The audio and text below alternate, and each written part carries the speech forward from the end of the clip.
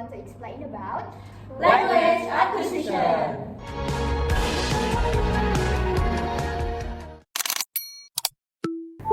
Have you ever wondered how children learn to speak a language so quickly? A baby is born without knowing any words, yet within a few years, the children can understand conversations, express feelings, ask questions, and communicate effectively.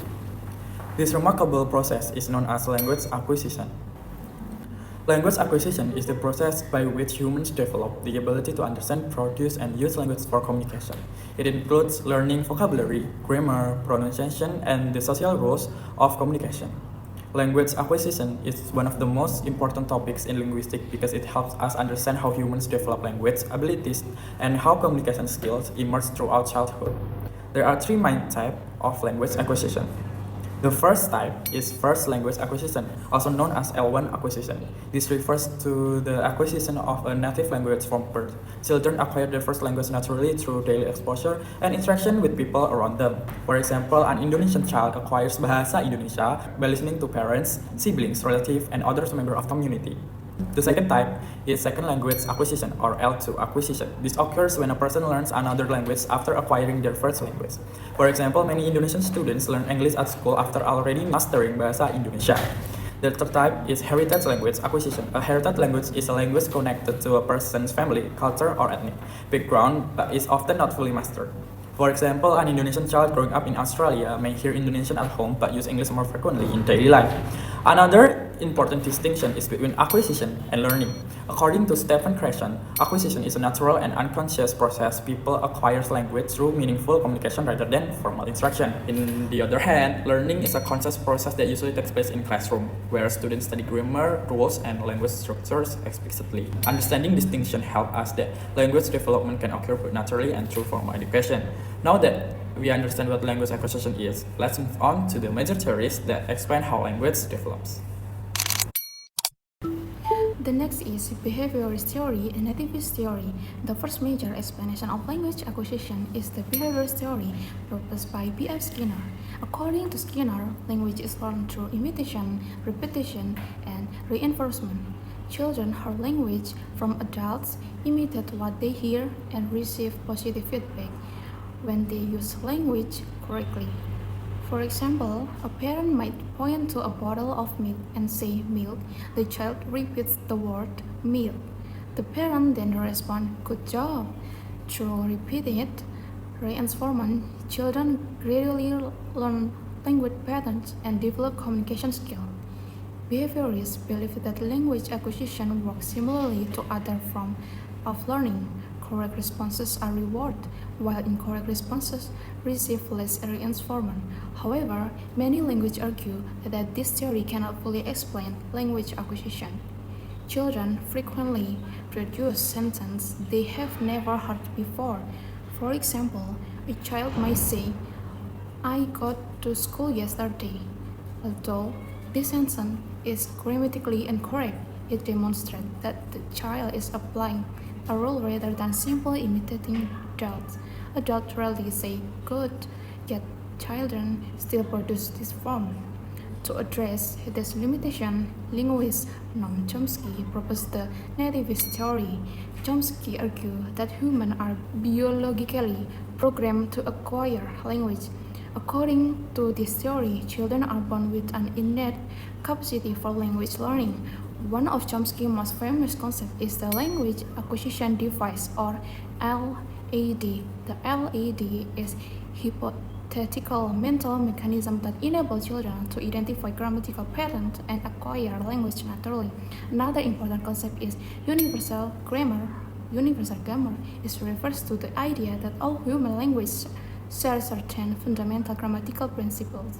Chomsky also introduced the poverty of the stimulus argument. This argument suggests that children acquire complex grammatical structure despite receiving limited and sometimes imperfect linguistic input. In other words, children know more about language than what they are directly taught. One strength of the nativist theory is that it explains why children acquire language rapidly and consistently across cultures. However, critics argue that Chomsky theory places too much emphasis on biology and does not sufficiently explain the role of social interaction and environmental influence. As a result, researchers continue to develop additional theories of language acquisition.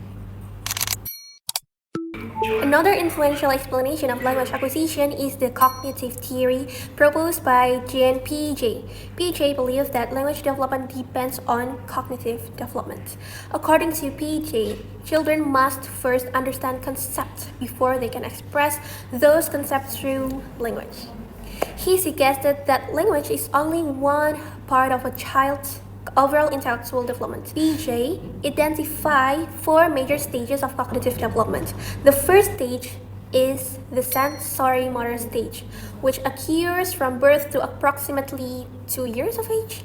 And during this stage, children learn through cycle actions and sensory expressions. Babbling and first words usually emerge during this period. The second stage is the pre-operational stage, which occurs between the ages of 2 and 7, and vocabulary develops rapidly, and children begin using simple sentences. The third stage is the concurrent operational stage, which occurs between 7 and 8 years old, and children develop logical thinking and can understand more complex language structures. The final stage is the formal operational stage, which begins around age 11.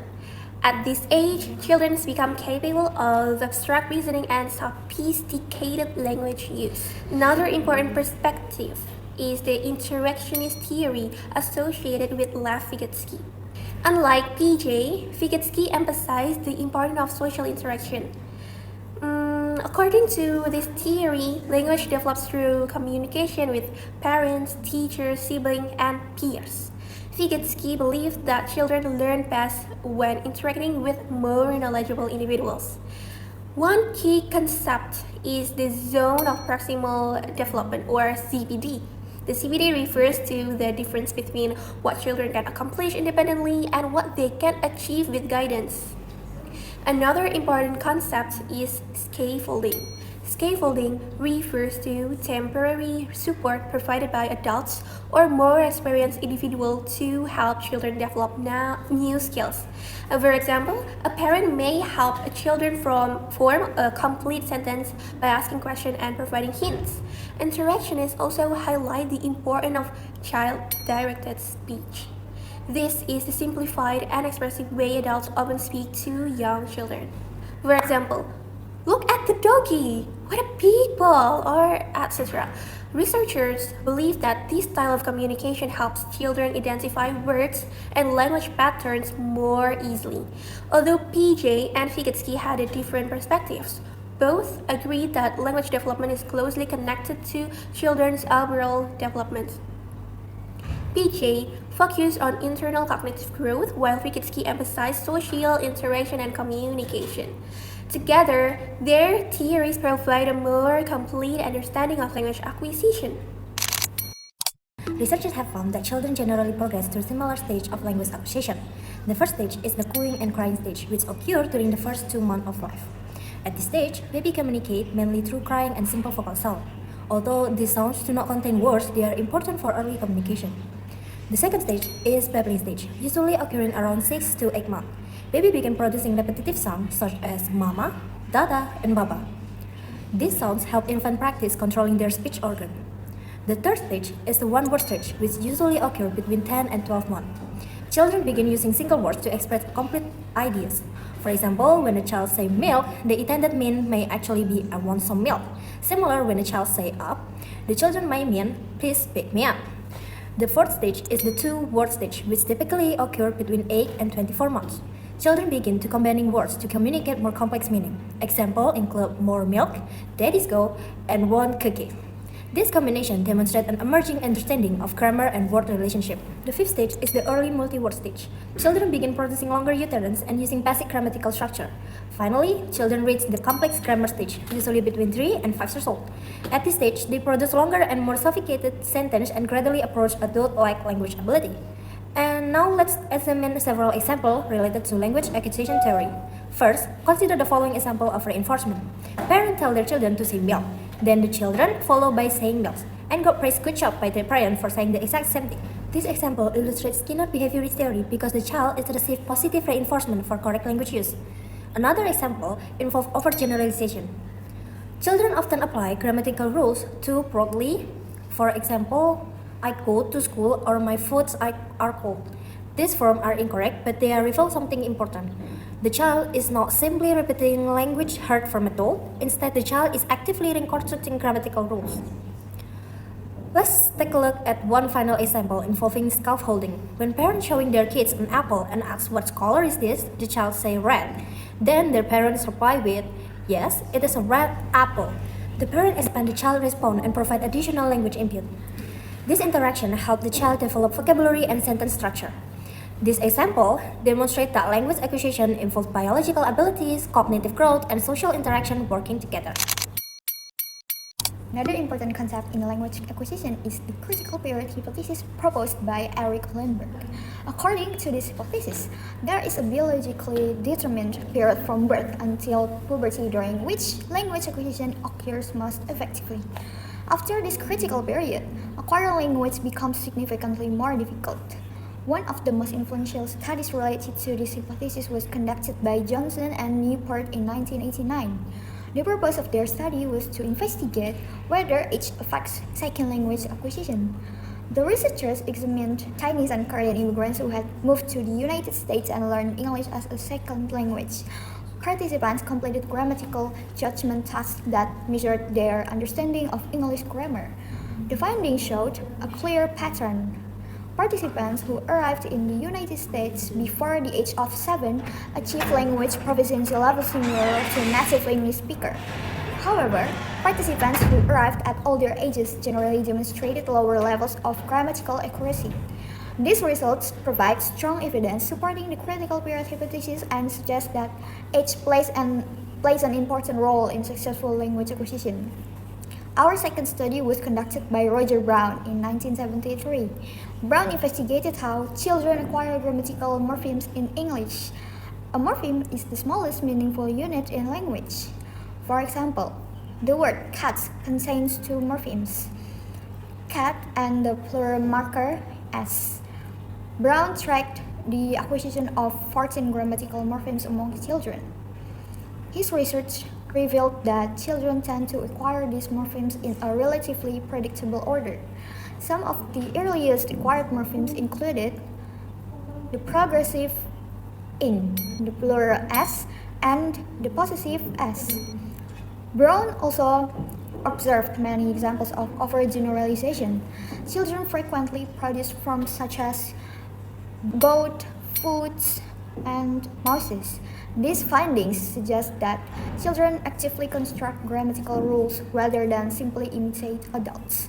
Brown's study became highly influential because it provided strong evidence that language acquisition is a systematic developmental process. To conclude, language acquisition is a complex process influenced by biological, cognitive, and social factors. The evidence suggests that the language acquisition cannot be explained by a single theory. Instead, language develops through the interaction of innate abilities, cognitive development, environmental input, and social communication. Understanding language acquisition helps us better understand not only how children learn language, but also how humans develop one of the most remarkable abilities of our species. And that's all from us. Thank you for watching.